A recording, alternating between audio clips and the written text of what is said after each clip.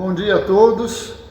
Hoje com o tema labirintopatias, o tema também conhecido como labirintites, vulgarmente falando. Muito importante que vocês tenham bastante atenção, que é uma patologia, uma doença bastante acometida entre os nossos idosos. Então, muito importante que vocês tenham atenção para saber direitinho aí as causas e como evitar e os cuidados, ok? Vamos para essa nova palestra.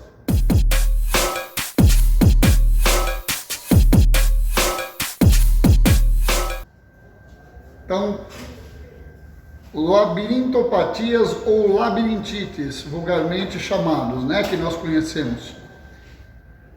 Uma definição do que é a labirintopatia ou a labirintite, popularmente a gente diz que é um problema que compromete o labirinto, estrutura do ouvido interno, constituído pela cóclea e pelo vestíbulo, responsável pela audição e equilíbrio, respectivamente. Então aqui a gente está vendo a cóclea, a parte do ouvido, a orelha, o conduto aqui é o tímpano, mas é a parte interna que é acometida, cóclea, nervo auditivo, e uma série de ossos que fazem parte da audição, mas que na labirintite o que é mais acometido é justamente a parte da cóclea e do vertíbulo, a parte neurosensorial. Sintomas são tonturas leves a severas, nós podemos ter, normalmente queixa entre pessoas acima de 65 anos, desequilíbrios e instabilidade. Isso são 70% dos casos de quedas em idosos. Também podem ter enjoos, náuseas, zumbido no ouvido também pode ser acometido, nem todo paciente tem, mas além da vertigem tem pode ter o zumbido. Às vezes sudorese, a sensação de transpiração, e perda de audição. Então aqui representado, pode estar associado com dor de cabeça, o zumbido, tontura e vertigem, vômito, enjoo e mal-estar. A crise de labirintite, pode variar a duração de minutos a dias, quando ela vem, que às vezes a pessoa tem labirintopatia, mas não está numa crise aguda. Quando ela vem, quem já teve sabe, ela pode durar minutos que passa, ou se não dias. Algumas causas que podem gerar esse problema de labirinto, que acentua mais, é o uso de alguns medicamentos, podem determinar o aparecimento dessas crises, antibióticos e anti-inflamatórios. Não necessariamente quem toma vai ter isso. Aqueles que têm já cronicamente a labirintopatia, quando o uso de antibióticos e anti-inflamatórios, pode ter a crise acentuada. Alterações metabólicas, aí no caso, a pessoa que tem alteração de colesterol alto, triglicérides, hipoglicemia também, uma baixa na queda de açúcar, a pessoa que tem diabetes, de repente faz uma hipoglicemia, ou mesmo não diabético, também pode gerar uma crise. E ácido úrico também. Alto consumo de alimentos com muito açúcar e farinha branca também são causas de crise. Alterações genéticas, processos infecciosos e tumores no nervo auditivo, consumo de bebidas alcoólicas e cigarros. Isso em menor porcentagem, mas também interfere. Os níveis de ansiedade também são muito importantes, porque se a pessoa está bastante ansiosa, pode gerar uma crise. São fatores também que levam a crises de labirintite, o grau de ansiedade. E nós temos que combater essa ansiedade justamente para não desencadear uma crise.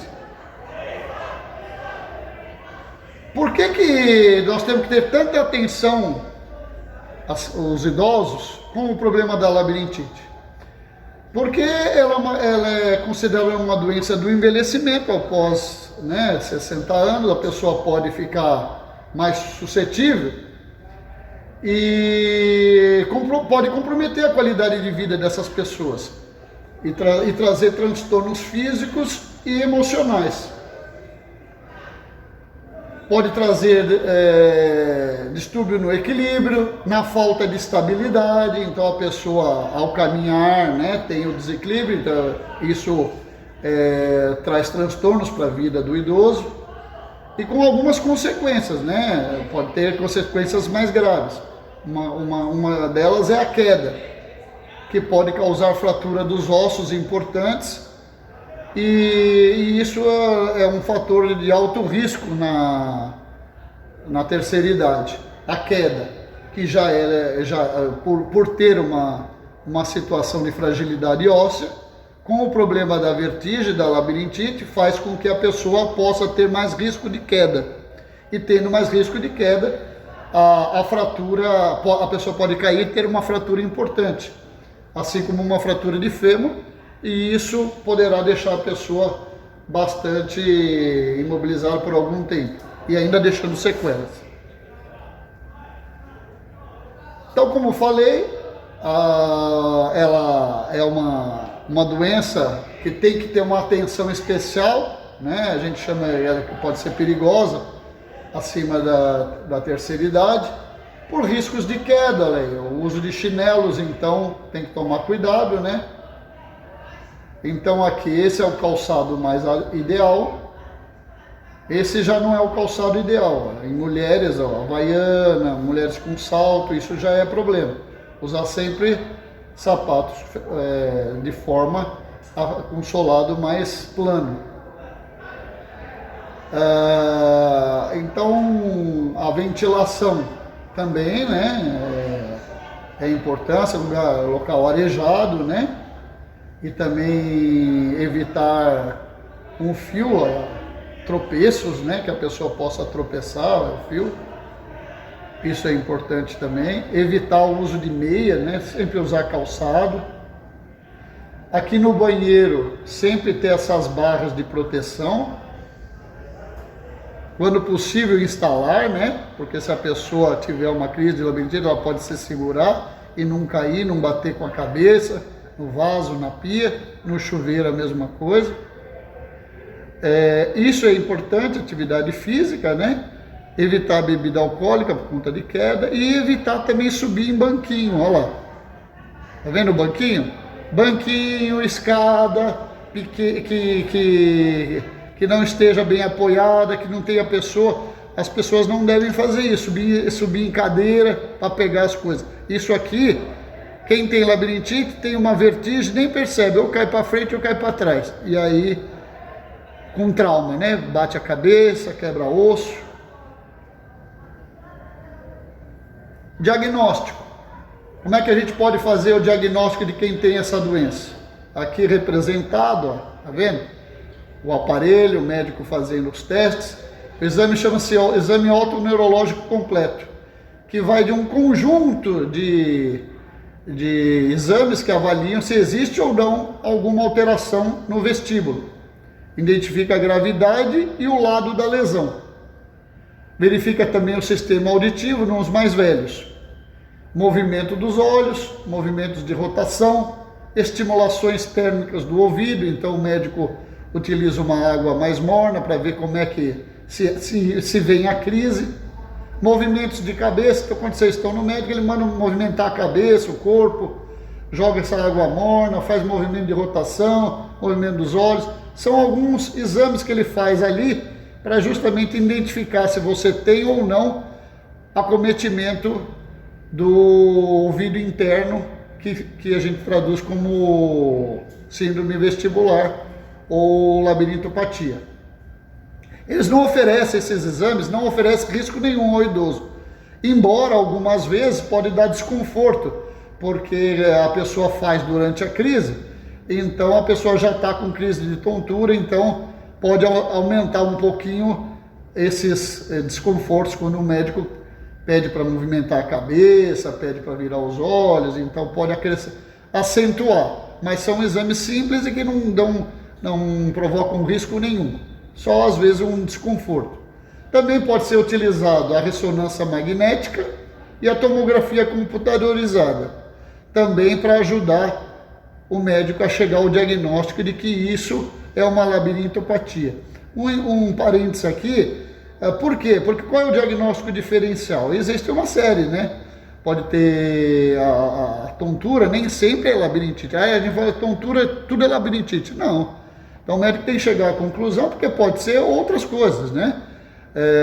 Pode ser a pessoa com tumor, também pode gerar isso, alguma doença metabólica pode gerar tontura, e às vezes não é um problema do ouvido interno. O labirintite é uma vertigem, é uma tontura, mas provocada pelo ouvido interno, ou seja, não tem a ver com outras causas de tontura que também podem ser provocadas por outras situações. Como é que a gente faz esse tratamento? Para combater os sintomas da tontura? Algumas vezes, né? Então é utilizado sedativos, alguns corticoides, antieméticos, são remédios para náuseas e para enxaqueca, porque às vezes a pessoa tem, além da vertigem, pode ter cefaleia, zumbido associado. Nem sempre isso tudo é junto, mas pode precisar, a pessoa que está um pouco ansiosa, tal, então pode usar alguma medicação. Porém, nunca se automedique. Isso é tudo prescrito pelo médico após o diagnóstico, após a consulta, para verificar o que de fato está acontecendo, para depois ser medicado. Uma tonturia deve ser isso, então vou tomar um remédio. Não façam isso. Isso não deve ser feito, é perigoso. Como é que a gente faz a reabilitação no labirinto? Como é que a gente melhora esse labirinto, já que ele está com problema? A gente envolve-se terapia multidisciplinar, que envolve sessões até com fonoaudiólogo, fisioterapeuta, otorrinolaringologista e um neurologista. Todos esses profissionais têm o intuito de melhorar as funções do labirinto, que coordenam o sistema de equilíbrio.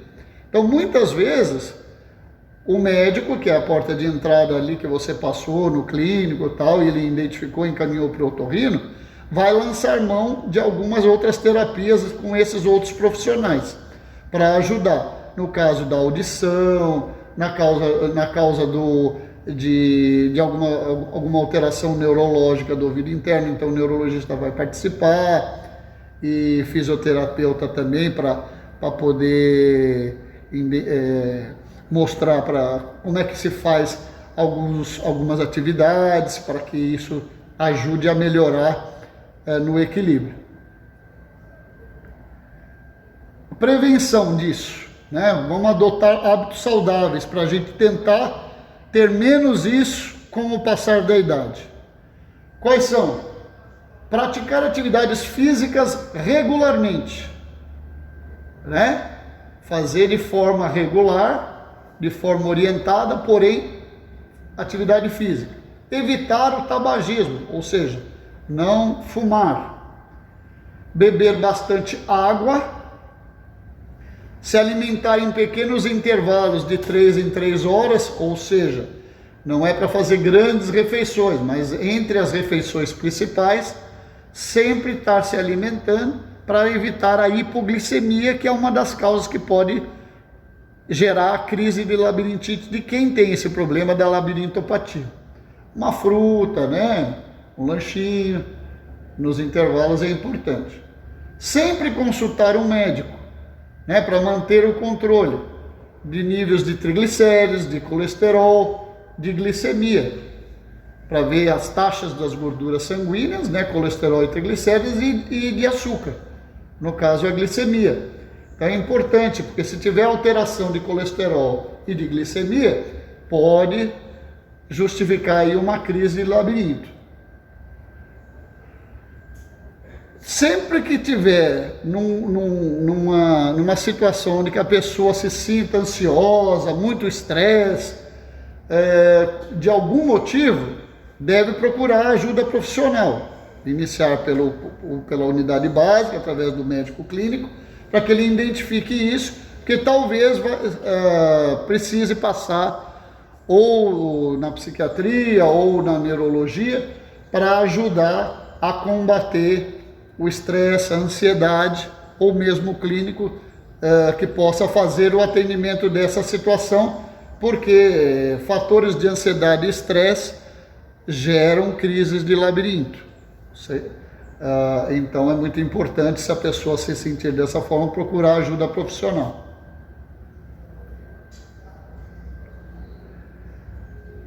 Aqui, em relação à alimentação, faz parte da prevenção também, a ingestão de peixes é importante, né? São alimentos saudáveis, muita verdura, né?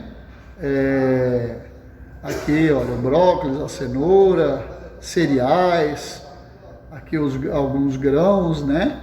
E frutas em geral, é importante dessa alimentação saudável. Consuma bastante isso, que é importante. E evitar farinha branca em exagero, sal em excesso, a farinha branca, no caso, evitar pão, né?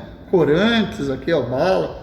Evitar café em excesso, tá? O café durante o dia todo, tem gente que tem hábito de ficar tomando café o dia todo. Mas café dizem que é bom. Sim, para quem não tem esse problema do labirinto, acima de 60 anos, que já tem alguma vertigem, não deve abusar do café.